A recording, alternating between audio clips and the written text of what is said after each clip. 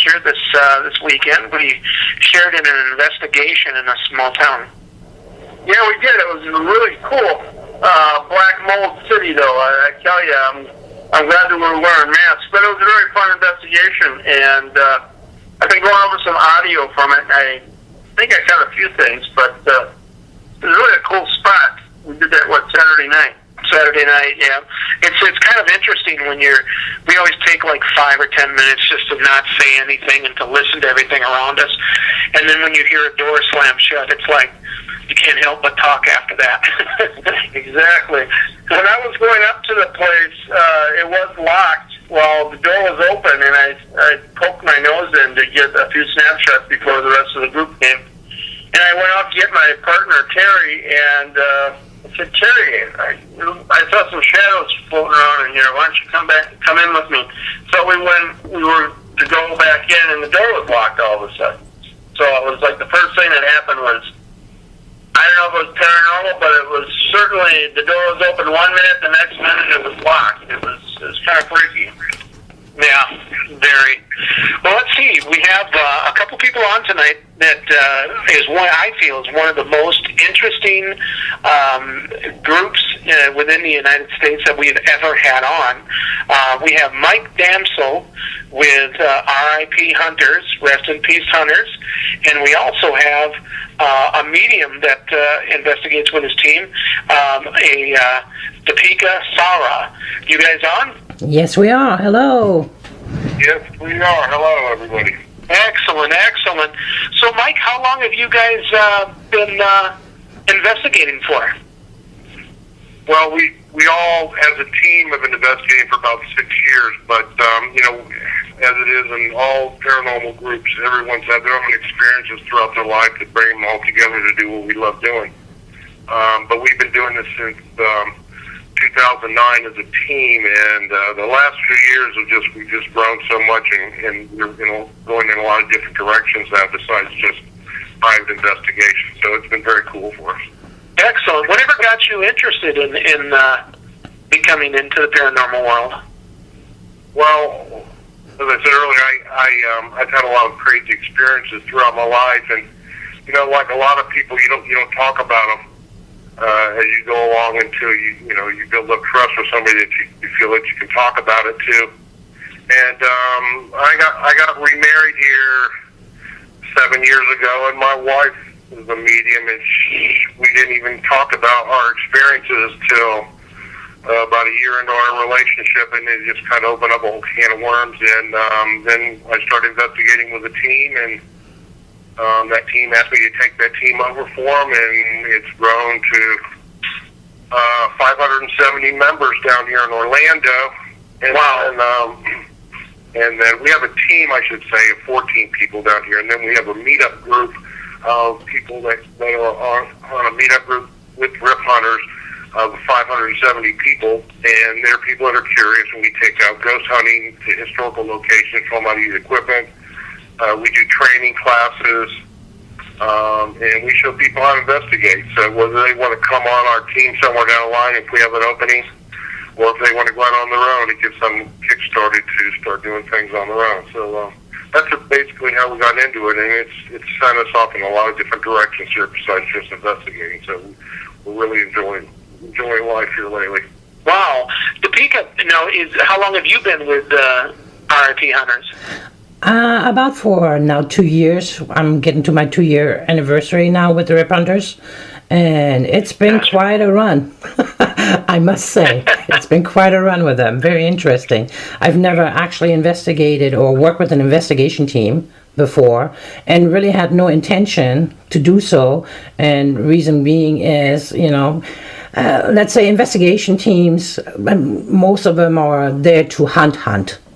And right. my beliefs go a little bit further, what their intent is. So yeah, I ended up with Mike, and what a great decision I made. What for a great team we make. I love investigating with him. Gotcha. Now, you guys are, I'm going to go back to Mike Topeka for a moment, I'm sorry. You've got 4 different teams around. Are they all R.I.P. Hunters? Yes, and we call it rip hunters. We have what I did originally is I had a team down here in Orlando, and then we started this meetup group, like I said. So I have a team of 14 people that we do private investigations, and then we help with the meetup groups, teaching them how to investigate. Well, it got so big, and we had people from other states coming in to investigate with us at some of our special events, and they were asking us that you guys, we love working with you guys. You guys do a great job. Is there any way you could start teams in other locations? So we figured, you know what? If we're going to do this, let's take it to locations where we are some of the hot spots in this country to investigate. So, like I said, we opened up Kansas City, which has huge historical paranormal history, and then we just opened up New Orleans and Savannah the last year. And New Orleans and Savannah are in the top 5 towns in this country that are for hauntings. So, and then we're just down the road from St. Augustine. So we've set ourselves up. So if we were going to have teams in those locations and also have meetup groups in those locations, we want to be able to investigate some of the top places in the country. So this has opened up a lot of places for us because we've been able to investigate the Missouri State Penitentiary. We've done the Titanic. We do St. Augustine all the time. I mean, every square inch of St. Augustine is haunted. We did Moon River Brewing Company in Savannah. We're getting ready to go back there in just 3 weeks to investigate again. So there's a lot of historical places between New Orleans, Savannah, Orlando, and Kansas City. It keeps us extremely busy. If I may jump in here for a moment, have you been to the Lemp Mansion in St. Louis? No, we haven't, and we haven't gone that far. We try to stay at least within a couple hours of where our teams are. And St. Louis is a little bit longer drive, and it's not for our team. Our team will go anywhere, but our meetup groups, they're a little bit more casual, and it's hard for them to pick up and drive 3 or 4 hours and get a room for a night or two and that type of thing. So we try to keep them within a couple hours of our investigation locations. Yeah. Do you live in Florida yourself right now, or are you in Kansas City? Right. No, I'm in Orlando. I'm actually in a town called Sanford, Florida, which is just north of Orlando. We cover the whole central Florida area. And Topeka is up in Kansas City this week because our team up there is doing an investigation at Union Station where Pretty Boy Floyd had the big shootout there in Union Station in downtown Kansas City. So, we're all over this country here and enjoying some of these locations. So we stay extremely busy. That's why I've heard of that before.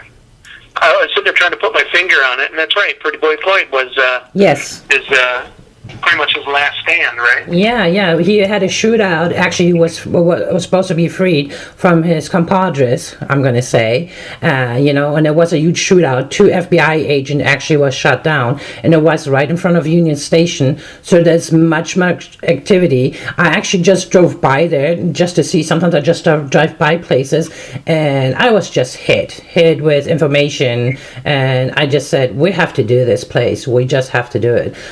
There were a lot of ghost investigation teams that actually went into Union Station and did not get much activity. Well, the shooting happened outside.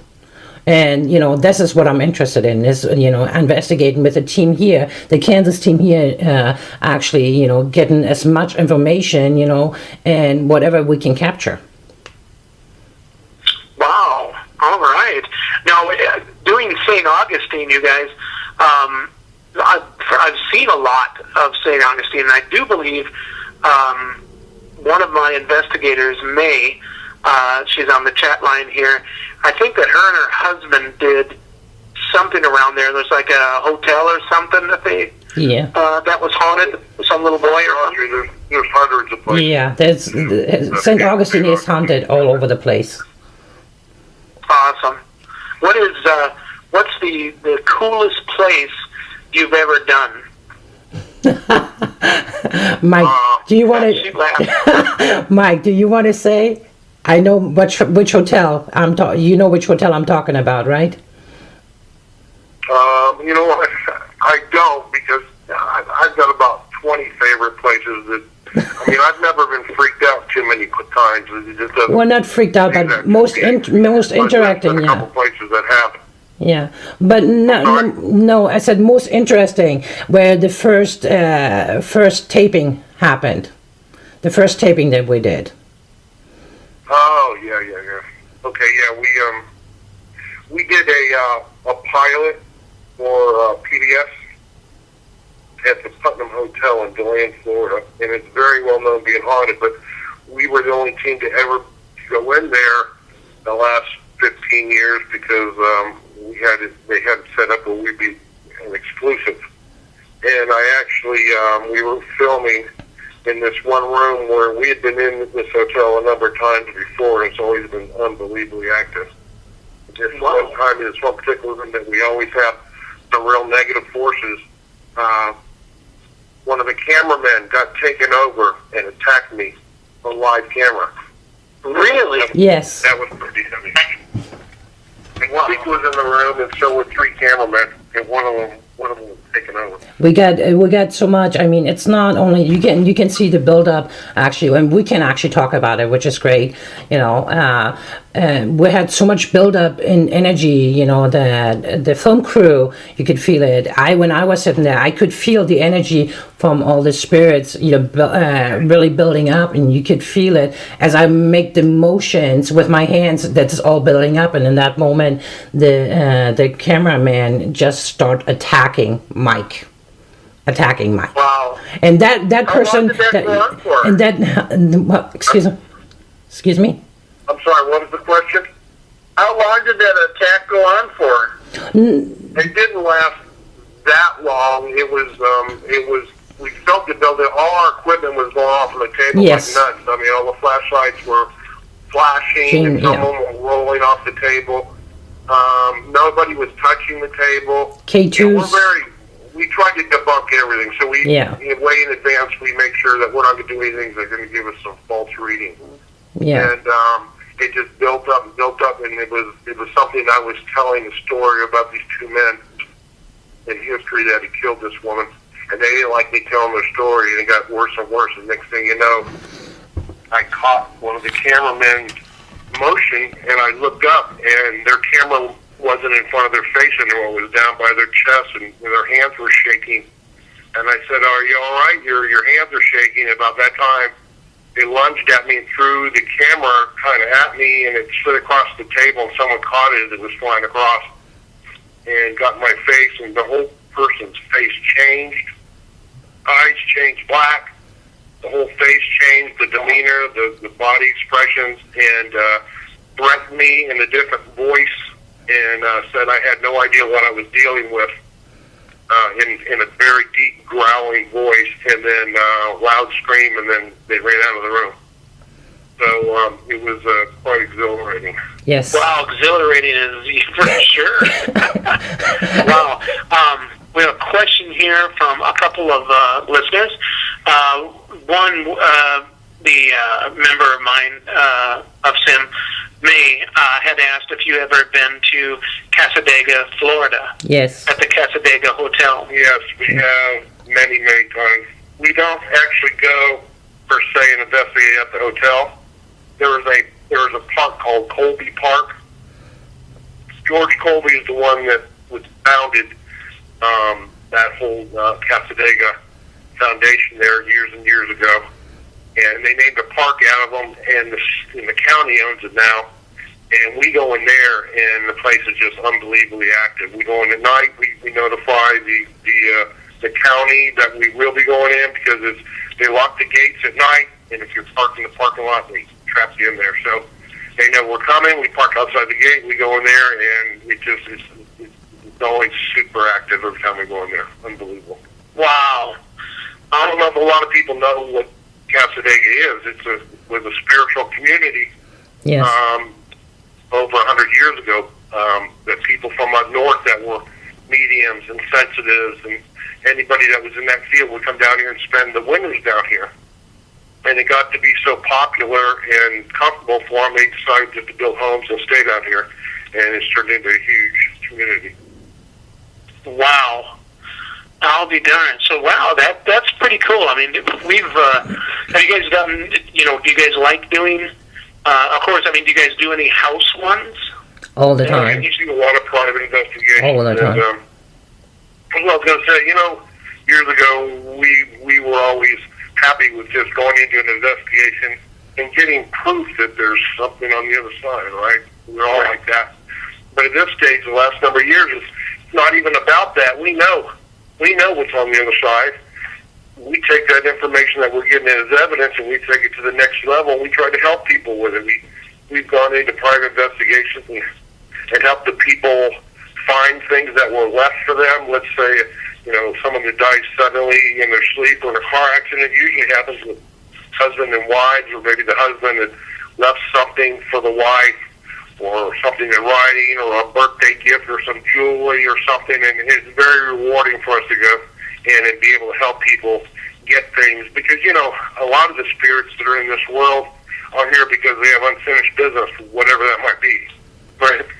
So, and since we're able to do those things for the spirit and get that message across to who they want it to go to, it's very rewarding for us that we can help people that way. And we've kind of taken that to the next level here, because in the last year and a half, Topeka, not so much our team. The team's been involved in a lot of the research, but we've been working with different police and county authorities, and also the FBI in a couple of situations where we've helped with missing people and cold cases, that type of thing.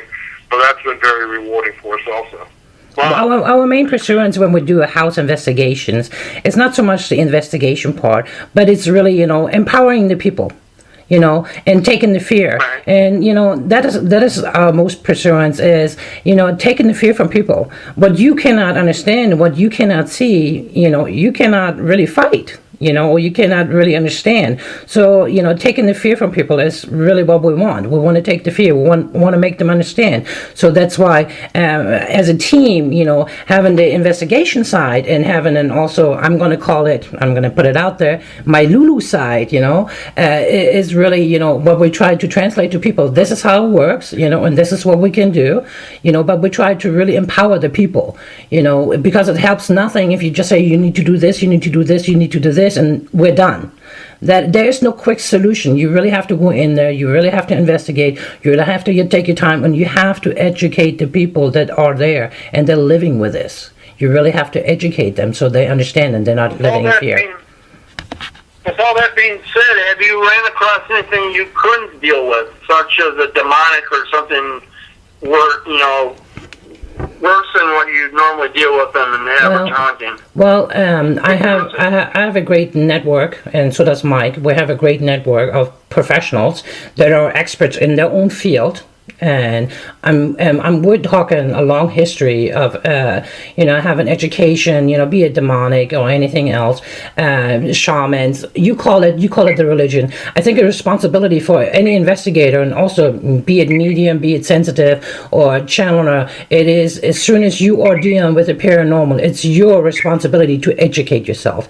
If you know you cannot deal with it, then you look for the source that can.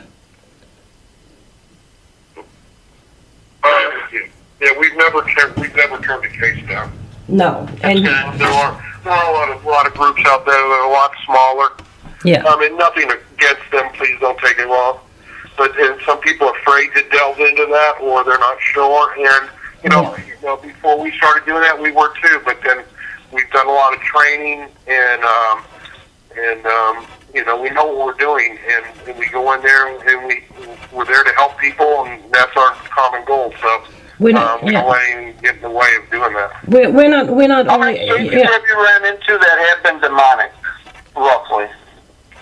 How many? I believe we've had five different ones, and they've been at different levels. And we just did an exorcism here about 2 months ago.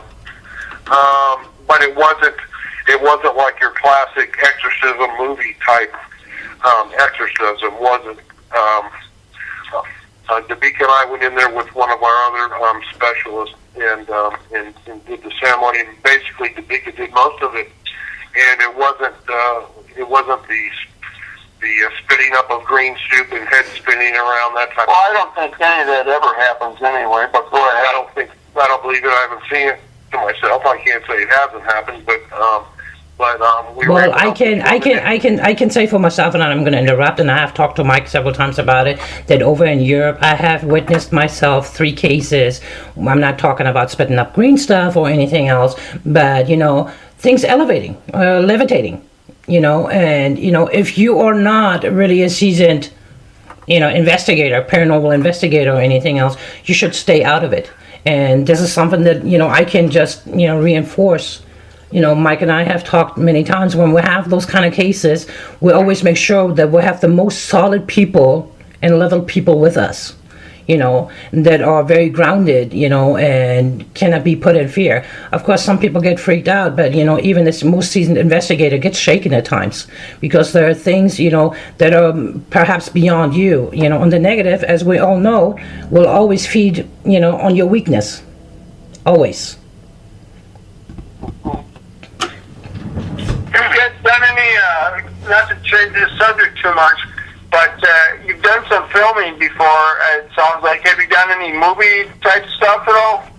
Well, yeah, we started off a few years ago and did a PBS special, and then we also filmed a pilot for another producer, and that's still out there. But we just filmed a movie, just got done with that about 3 months ago, and that movie's going to be taken over to Europe to a few of the film festivals here in the next 2 months, and then that will lead as our pilot show for our new TV show.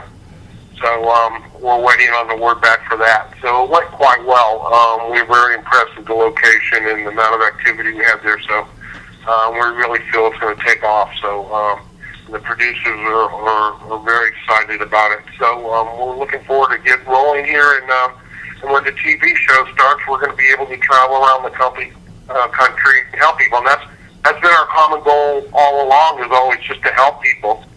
We never charge for what we do. Very good. And the more people we can get out and that know our names and know what we can do. I mean, down here in Florida, we're on the Fox network down here.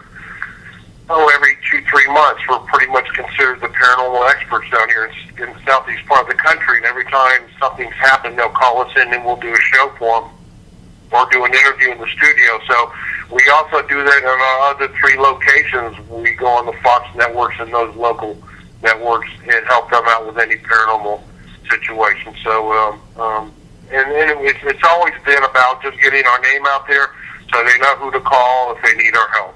Because there are a lot of people out there that believe they can help, and, God bless them, I hope they can, but some of them aren't experienced enough where they might get themselves in a little bit of trouble or make something agitated where the client has to pay for their mistake.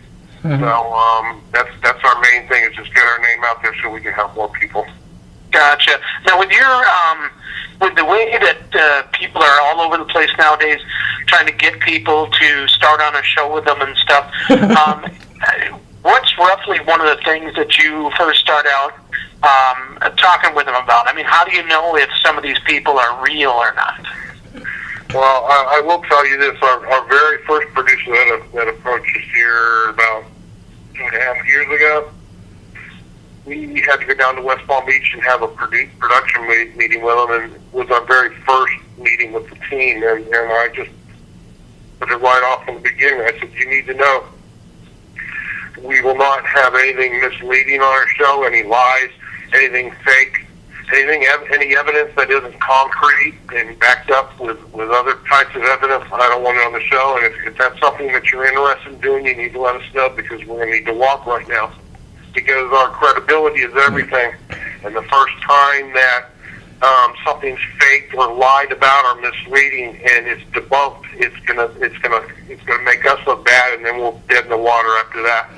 And I would not accept that. So Plus, that's what happened to us. Yeah, plus, you know. This is the first producer. Yeah, plus, you know, what I want to add to that also is, you know, not to doom all TV series, you know, but most are scripted, you know, and that's to sell to the public, you know, that has, and you know, those shows have entertainment values. TV, you know, channels and everybody else, you know, TV stations looking, of course, for the money, you know, you need to be hitting a target group here. Paranormal is already a smaller target group, but you know, if you kind of make a sell out of it, you know, if you have great activity or, you know, funny people or taking it not into the serious level, you know, that it sells better.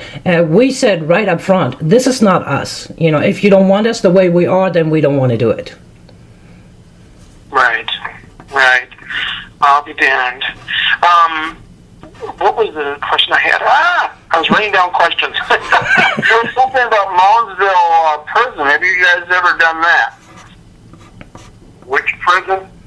Let's see if we can go up and find it. It was a question in the chat line. Moundsville. Now, we've done the Missouri State Prison, which a lot of the bigger TV groups have done. We did that just a few months ago, and it was awesome. Yeah, and we had huge activity. Yeah. I mean, there was a situation here where we were down in the basement of this prison, and when we went down there, we're talking about in the middle of summer. And you go down to this basement, it was freezing cold down there, damp, no windows, it's all underground. And we were on the back end of the, where they call it the dungeon, because they used to torture people down there. And there was the very last cell was all concreted up. And they told us the reason was because years and years ago, the prisoners that were put in that cell would die, and they couldn't figure out why. And then they would pull that person out, put someone else in there, and they would die. And a number of men died in that one cell, and they could never figure out why they were dying. So they thought it was demonic, and they blocked it up. And when we were investigating, we were in a chest right outside that cell on the other side of the common wall, and it was freezing down there, like I said. And all at once, I was asking some tough questions because the deacon already told me this thing is demonic. It's very negative. Yeah, now we need to we need to remind. We also need to say that before I go anywhere, I don't get any kind of information, no matter where we're going to go. Usually, I go in there blindly and have no information, even where we're going to go or what we're going to do. So you know, all this information Mike gets always up front, so to see if I'm on cue or not. You know, but down there in the prison, you know, the wall itself. After Mike is a typical investigator, you know, sometimes not to, you know, provoke, but to invoke, you know, some kind of reaction. He asked very particular questions, you know, and we got huge reaction right there, you know, where you can feel the energy changing. People are started to get really, you know, freaked out, you know, in that particular cell. And that's not, you know, because of emotions or anything, but it's just, you know, all of a sudden, you know, K2's going off, you know, things are moving, lights going off. So yeah, I pre-warned him. I said, it's time for you to go. It's time for you to go outside. Yeah, I had to leave. I didn't leave because she told me to. I would have, but I was already made up my mind I'm leaving because I went from freezing cold to... And Mike never leaves an investigation scene. And this thing was trying to enter me. Yeah. And I just told everybody, I'm sorry, I have to step out for a minute. And then someone handed me a rosary as I was shooting out the door. And then I got to the end of the hall. I go, you know, I can't leave. What am I doing here? So I said a couple of prayers and went right back in there. And we finished a very quick session and got everybody out of there. And actually, when we were getting in there, we were hearing footsteps like they were chasing us down the hall. So it was the first time I've ever been something trying to attach itself to me. Wow. Well, you know what, guys? We need to take a break right now. I'm sorry. This is really interesting. We're going to come on back. We'll be back with Eric, Mike Damsel, and Deepika Sara, and we'll be right back in 2 minutes. Hi, this is Hollywood Hunt Rider Marla Brooks, and you're listening to the Para X Radio Network. The end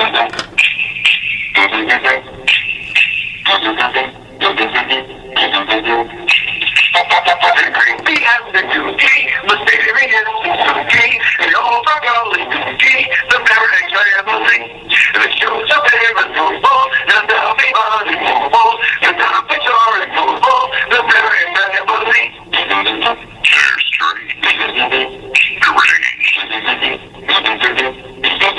unrestrained. So grab your favorite remote, it's time to run to the moon, and the giving war is too low, the Paranormal family.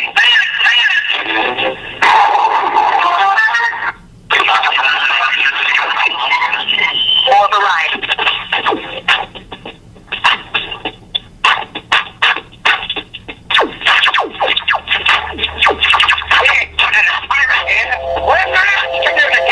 You're listening to Para. Alrighty, and we are back. This is Jerry with Sim, Supernatural Investigators in Minnesota, and the one, the only, the one, the only Eric Mullen. Yeah. Sorry, dude, I was doing so good. Just to let you guys know, give me a little break tonight. I had to have 4 teeth pulled yesterday. Oh, wow. And I'm, you know, pain pills are, you know, they're making me glossy as, anyway, let's get back to the show. Good, jerk. Thanks. We also have Mike Dansel and Deepika Sara. And when we were just at the end of the show there, there's one question. When you were talking about, I think we were talking about demonics, am I correct? Yes. Mm-hmm. Yes. Okay. Have you guys ever witnessed something that was one of the ultimate things you thought you would never see in your entire life? And we took on a demonic case one time. And my wife right away, once she felt and knew that it was demonic, she said, I didn't sign up for this stuff. I didn't sign up for it at all. And she wanted us not to take it. But we decided to keep going, and we have May Kelly is our minister on our team, and she does a great job. And her husband, who is a skeptic, so he's really not afraid of anything when he goes in, except for spiders, I do believe, or lack of beer. Just kidding on that. The people were actually, we were talking. I was talking with the wife and the husband, and all of a sudden their child started screaming in the other room. When we ran in there, I have never seen anything like this before, and I have to admit that I was extremely scared. But the daughter, who's like 4 years old, was being pulled underneath her bed with some unseen force, and the mother and father were pulling like crazy back to get her out from underneath there. So, I mean, have you guys seen anything like that that maybe throws, that may have thrown a little doubt in your mind that, geez, I just don't know about this stuff? Go ahead, Mike. Who are you first? I can't speak for Deepika, but she's done some things over in Europe before she joined our team, and has seen some different things. Let's face it, you know, every case is different. But I would have to go back. I've experienced a lot of demonic stuff, but when the cameraman attacked me, that kind of blew me away. I don't mean to repeat the same thing over again, but that was, when I say demonic, doesn't mean always that it's Mr. Diablo, okay? It just means there's some demonic forces behind it. And that's what I was dealing with that day. So that was kind of freaky to, on top of me doing an investigation, have 3 cameramen in the room and have it all be on tape. And it was just a wild session, and I couldn't even get any of the cameramen to go back in the room so I could get the equipment afterwards. They all ran and left and shut down the investigation. It freaked them out. So to be honest with you, we still had 2 more sessions to go, but we had hours and hours of evidence that still made an excellent pilot. So you know, when you're dealing with a film crew, it's not just our team anymore. And we may want to stay, but if they can't handle it, they're out the door. Right. So, you know, you just have to make the best of it. Right. But what about you, Deepika? What about your demonic? Well, I cannot say I did not sign up for that, because I did sign up for that. I actually did. And then in that moment when I decided to do this, that's when I signed up for that. And it's your life. It turns into being your life, and that's all you do, and that's all you deal with. I don't want to elevate myself here or anything else. I have seen some scary things that I am not even willing to share, because it's like beyond belief to some. It is really beyond belief to some to even just mention it or explain it. And it's very private to the people that it happens to. However, when you talk about demonic forces, first off, it's always about identification. Can you identify, a spirit that is even so powerful that they can do stuff, and they usually also attack children, right? Or is it really a demon? This is the question that one has to ask themselves. There's a lot of spirits out there. They do have that much energy. They can actually do physical harm. That does not necessarily mean they're demonic. So having that's coming back to the education part. Do you know what you're dealing with here? Are you just being tricked? And most of them do trickery, or are you really dealing with something that's demonic? And if you have that, and you need to send them where they need to go, then you do your job. That's all you do. That's what we're there for. We cannot, especially as paranormal investigators, we're the ones who cannot be scared. We just can't. You can't perhaps be shocked. Fear.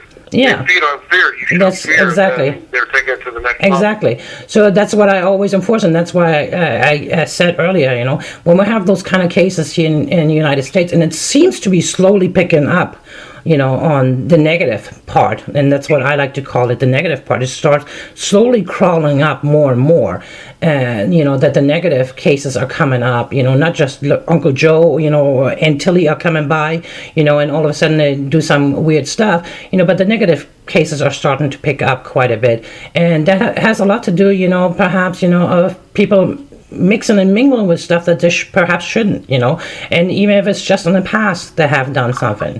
So that's all the part, where you have to educate yourself and, really look into the case itself and, see, is it demonic or is it just a spirit that's just really messing big time with you because they can.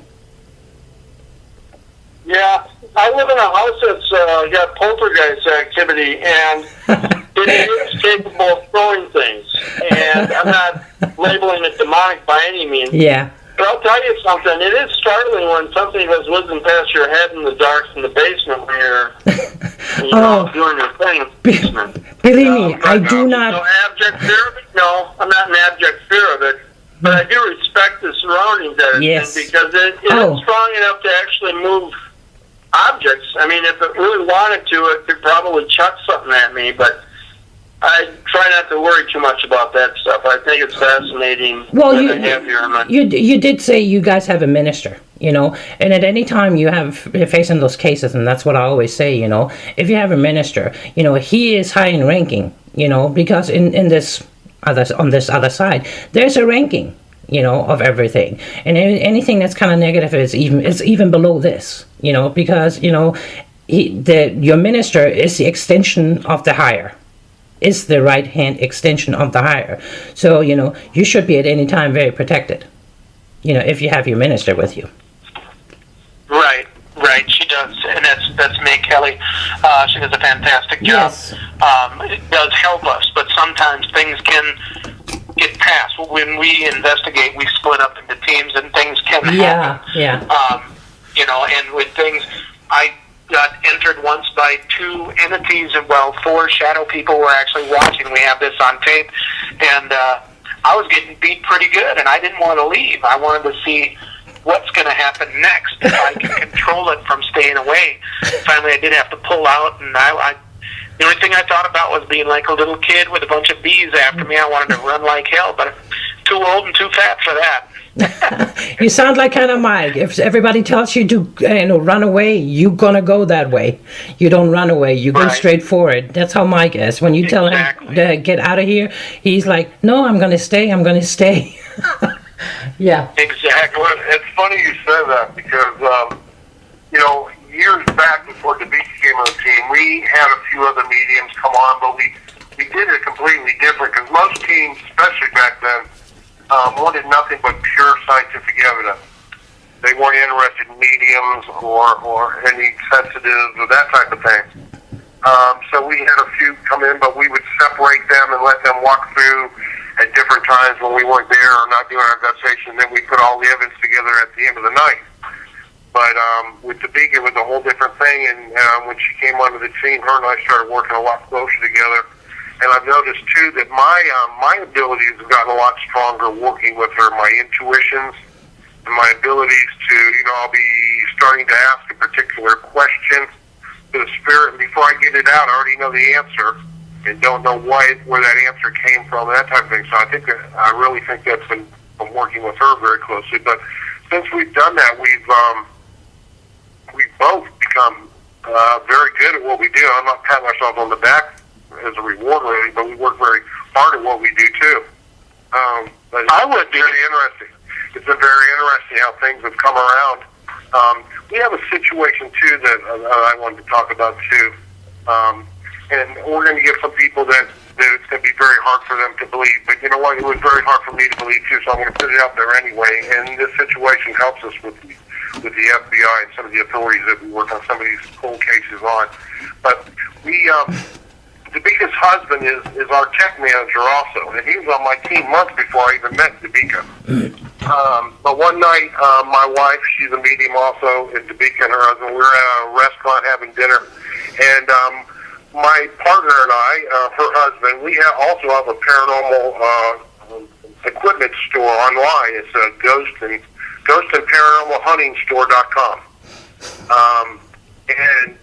We were doing some research on some new equipment we're going to put on, and Tabika looks over my shoulder and she goes, there's somebody here that wants to talk to you. And I turned around and I go, what are you talking about? There's somebody there. She goes, no, there's a spirit of a man. His name's Jack, and he has salt and pepper hair, and he will only talk to you. And I go, what does he want? She goes, he won't tell me. He just keeps saying over and over again, he will only talk to you. So that was kind of crazy. And she says, points down to the catalog of the equipment we're looking at, and she goes, he wants to use that piece of equipment. Well, that was a spirit box, okay? And I told him, I said, I've used it many times before, but I didn't have one right then. And I said, I don't use spirit boxes anymore because a lot of times the evidence isn't real solid, because you're also hearing tidbits of DJs saying words, half words, 2 words, this or that, not only just dead white noise, you know what I mean?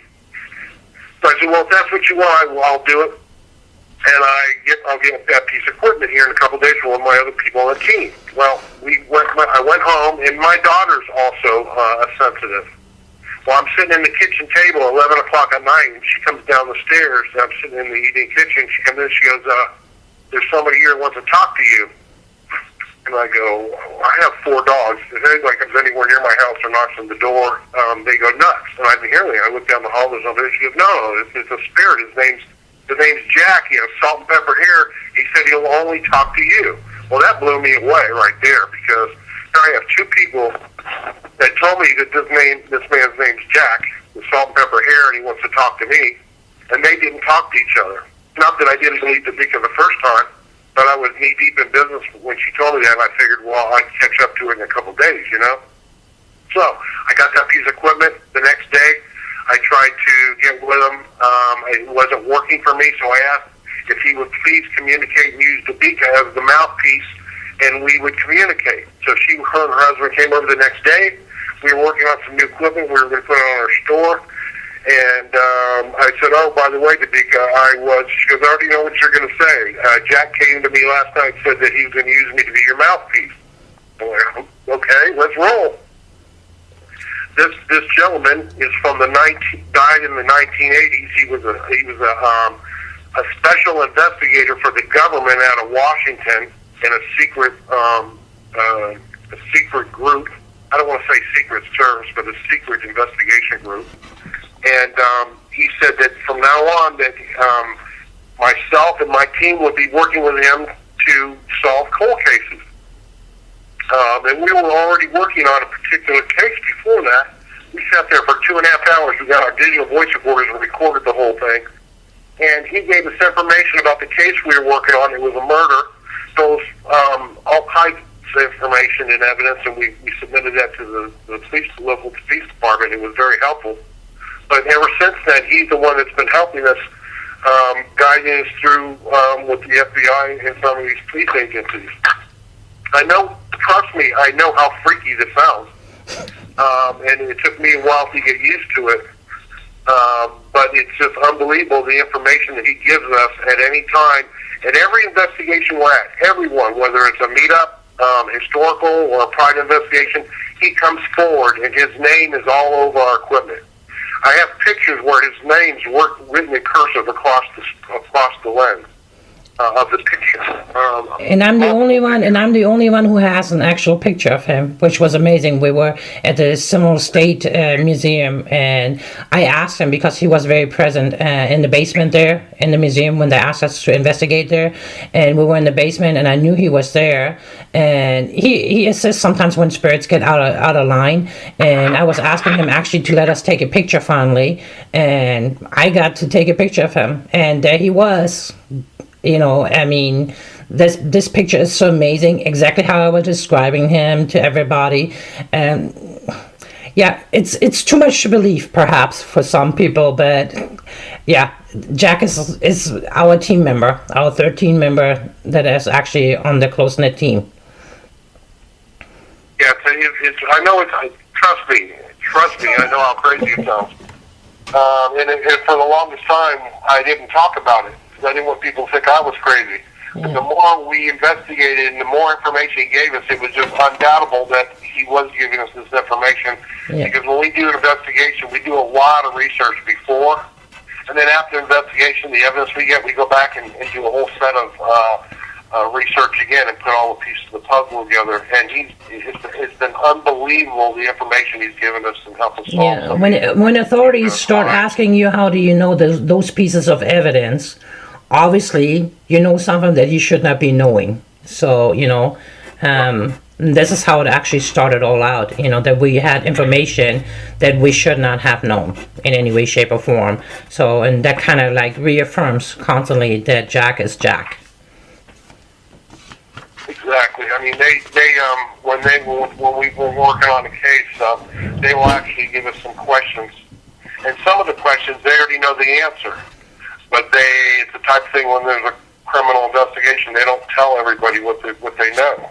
Yeah. So they ask questions of stuff they already know the answers, and here we're giving them the answers that only they know. And the murderer or whoever committed the crime.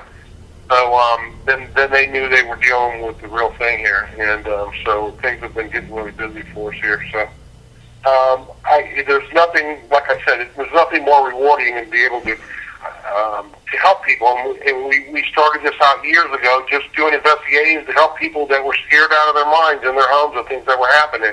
Now we've taken this a couple levels over, and we're taking the information we get, and we're helping people find out things that they never knew, or messages that are trying to get to them, or find out historical criminal acts that have happened, kind of lay those out for people, or missing people, help find them. So we're in the middle of a couple of cases right now that we're still trying to finalize. That's very interesting. So I wish we could even talk about some of the cases, but we're bound to secrecy here on these things.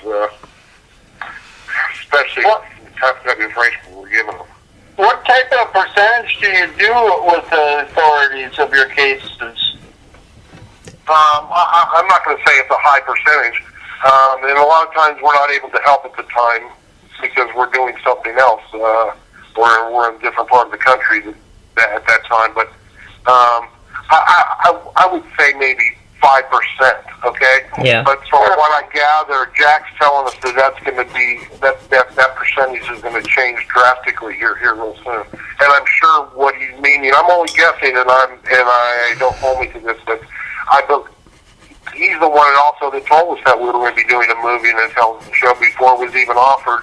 And I believe he believes that when we get out there and our name gets out there, that they'll know that we can get this information for them, and we're going to be hit by 1,000 different directions of trying to help people in different situations. So, I mean, that's what we've always wanted to do anyway.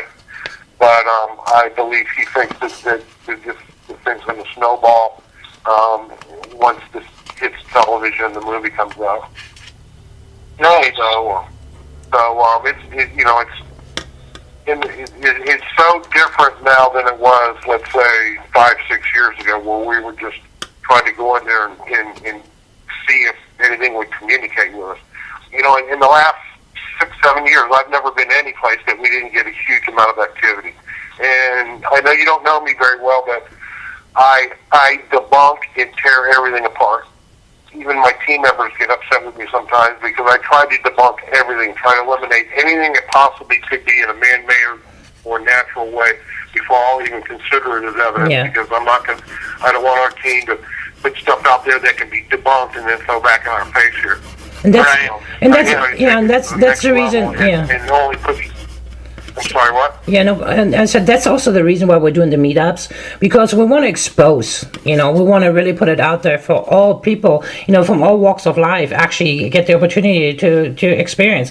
Of course, not a dramatic investigation, where I would not take, anybody in there, or a private investigation, but, something to experience, and take the fear from them and give them an opportunity to understand, perhaps, we're trying to get like the scary part away, try to understand, or perhaps, even for the naysayers, just put a question mark on there and let them, try to figure out, did they really witness this? Did they really witness this? Or can we just explain it? And that's why we are most likely to say, no, don't get so excited. It was not paranormal activity, and no, there was not a spirit. It was just somebody moving, scuffling, somebody coughing, or, no, they went, shut the door, that type of thing. We rather dismiss everything. Very good. Hey, I got a question for the Pika. Yes. Someone asked, what kind of, like, you're a medium, correct? I don't call myself a medium. I call myself actually a mediator. And the reason I'm saying this is, and I cannot force it more, I don't believe I have any special abilities. I really don't. I would be lying if I say I do. It's just, I somehow, connections are easily made to me, and they just tell me. I'm not a psychic, I'm not a medium in any way, shape, or form, and I don't have no special abilities. I'm very well educated when it comes to religions and procedures and old traditions. Yes, I'm very, very well rounded, and yes, I do have a special connection, but that's pretty much it. I have no abilities whatsoever. Gotcha. She's very modest. She's when she says that. I can tell. Yeah, but she blows us away every single investigation. All right. So, like she said earlier, we don't let her know anything about anything. We didn't even tell her where she's going. I just pick her up, and we have a bus, a team bus, and we just pick her up, get the team together, and off we go. And no one's allowed to discuss anything, and we research or anything about it, and she's telling us stuff before we even get there.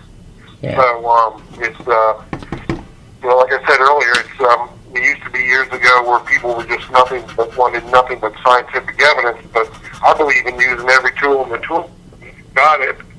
And since Tabika and I have been working together the last couple of years, it's just been amazing at the amount of evidence we've been able to pull up and then go back and research and back it up. And then be able to take that information and do something with it. I just in the beginning, we were just doing investigating just to see if we could get evidence that there's something on the other side. Now it's like there's no doubt there is. There is no doubt at all that there is. Now let's take the next level. Let's try to ask questions that will be able to help somebody get information from the other side that can help someone. We're on the level now where really Class A evidence is the only evidence that we will show. That's the only evidence we will show. So, where do you, moving forward in the next year, where do you see your group doing? Do you see more television, more movies? No. Research? No, research, helping authorities that route. The movie television part, it's all good and great, of course, it helps us marketing ourselves, right? But it's marketing us to the public, and we actually using this just as a tool. It's not for the fame and fortune. If it's really coming down to this, Mike and I are pretty much the same on that level. We right from the get-go when we first collaborated together. We were saying, we're not in for for the money. We're not in for the fortune, and we're just going to do this. It's really nothing, you do to become famous or anything else. I don't want to end up traveling around the world 24/7, and just doing one show after another. No, I want to really help the people. That's really what I want to do, and if that in any way, shape, or form, goes in any other directions, I will just retire. I will not do this. Gotcha. We are down to about 3 minutes left there, folks. Mike, sorry. I don't know if you like being called Michael or not. All right. Okay, Mike. Now, in Sanford, Florida, you have an event coming up. It's your 4th annual? Yes, it's the 4th annual ghost tour and investigation in the town of Sanford, Florida. It's one of the oldest towns in Florida, and that's coming up here the weekend before Halloween.